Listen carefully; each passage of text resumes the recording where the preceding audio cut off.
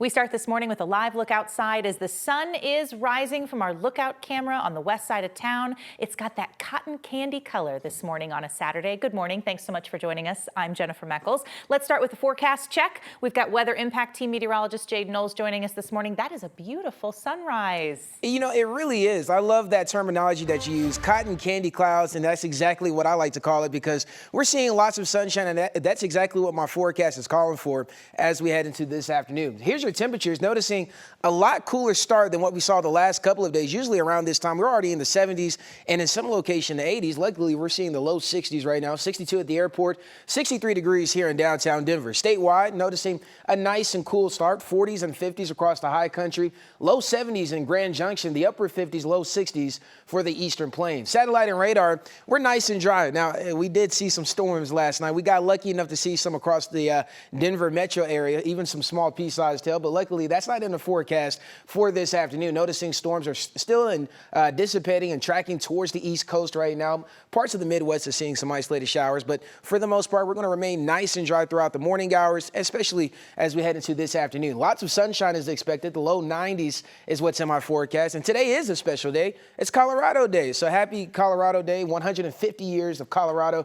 93 degrees is what I'm forecasting. Later on in the show, we'll talk about what to expect throughout the rest of your Saturday, and of course, when those triple digits will quickly return. Jenny? All right, Jaden, thank you. And this morning we're learning some new information about a car crash. DPD says they're investigating a single vehicle crash with a serious injury right at I-25 and 6th this morning. Our CDOT camera shows some of the activity on the side of the road. We just saw a few minutes ago a car that had been turned on its side right there. We do not know a whole lot yet about what happened here. We just know, again, one vehicle, single vehicle crash, serious injury right at I-25 and West 6th. We'll keep you updated as we learn more this morning. Wildfires have been one of the biggest stories of the summer here in Colorado, and when it comes to fighting wildfires, technology is a real game changer. 9 News reporter Shalima Maharaj has more from Sedalia, where Douglas County was fighting the Penley fire this week. We've come a long way from lookout towers. Quicker detection, more rapid response. In Douglas County, they're still keeping a watchful eye from high above. We've always been super aggressive in wildfire response here in Douglas County. So far, the Douglas County Sheriff's Office has responded to 98 wildfires this year, the most they've seen in 6 years. The fuels are critically dry. There's no moisture in the ground. There's no recovery. So everything's just super volatile right now for a fire to spread from any ignition source. These days, it's technology helping crews gain the upper hand. The technology has helped us learn about fires faster, especially in remote areas. Part of that technology toolkit includes AI cameras. So these cameras work by identifying smoke based on an AI software algorithm, and they're trained to identify wildfire smoke specifically. Unlike satellite technology that can sometimes lag, Mike Alexander with the Douglas County Sheriff's Office says these cameras provide first responders with a situational awareness they wouldn't otherwise have. So the cameras are looking 24/7, 365, real time. That's the benefit. AI cameras are part of the equation. When we get to those fires, we're often utilizing drones. That's another piece of our technology toolbox. We use those drones to map the fire, get an accurate perimeter, look for values at risk in front of the fire. In the case of the Penley fire that broke out over the weekend, Mike says it was a combination. AI camera images and 911 calls that alerted them. So when I see that picture, I know exactly what I'm dealing with and exactly what kind of resources are needed. That was Shalima Maharaj reporting. Those AI cameras used by DougCo are part of a partnership between Xcel Energy and a California-based company called Pano AI. Xcel says they plan to have 135 Pano AI stations operating around the state by the end of this year. Xcel Energy is also moving forward with plans to bury roughly 70 miles of power lines across the state, all as part of wildfire mitigation efforts. Construction's already underway near 75th Street and Lookout Road east of Boulder.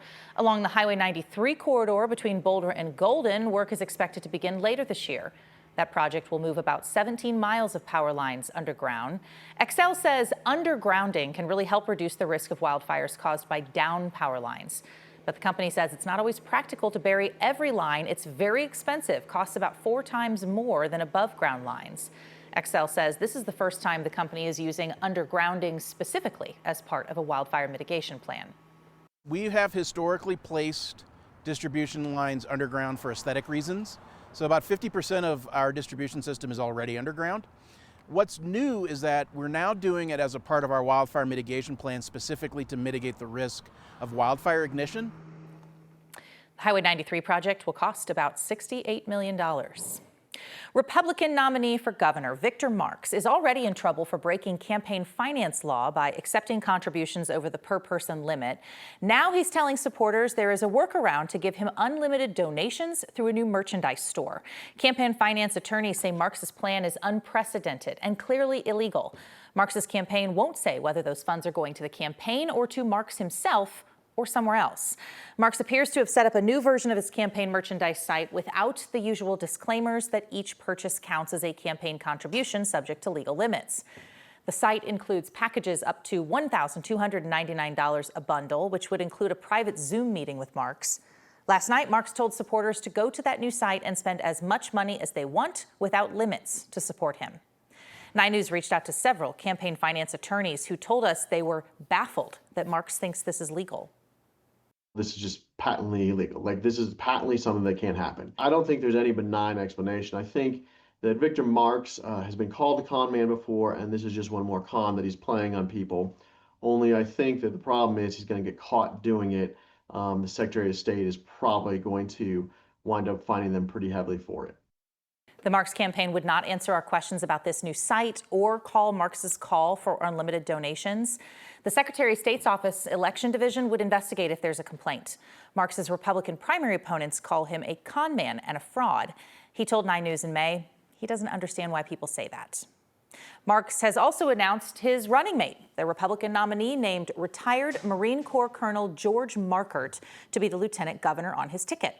Markert is relatively unknown in politics. He moved to Colorado recently after retiring from a long and distinguished military career and ran unsuccessfully for the Republican U.S. Senate nomination this year. A section of DIA is back open this morning after they closed down due to a possible security threat last night. The airport says a K-9 unit was alerted to an unattended bag near Terminal West Level 6. The area was closed while the Denver Police Bomb Squad evaluated. DIA says the closure lasted from about 5:30 until about 6:40 when it resumed normal operations. A new charter school backed by conservatives in Douglas County says it will be the only school in Colorado using pepper spraying drones to fight school shooters. John Adams Academy, Douglas County, opens this fall in Sterling Ranch. The school says this system will cost about $200,000 over 4 years. The drones come from a Texas-based company called Campus Guardian Angel. The company says the drones can be triggered by a mobile app, a 911 call, a panic button, or even gun detection technology. They're designed to respond during an active threat, but before police arrive, using sirens, flashing lights, pepper balls, and physical strikes to try to slow down or incapacitate a shooter. The school's headmaster says these drones will not fly around the school to patrol or to monitor the students. They would only be activated during an emergency and only fire with a clear command. When it comes to milliseconds, again, and looking at a multi-tiered approach to school security, we will use every tool in our toolbox to keep the kids in our school safe. A former Jeffco head of school security told 9 News he's concerned about bringing battlefield-inspired technology into a K-12 school. A Douglas County Sheriff's Office, they said that the technology is new to them. They have had one initial meeting with the Campus Guardian Angel team so far and have more meetings planned.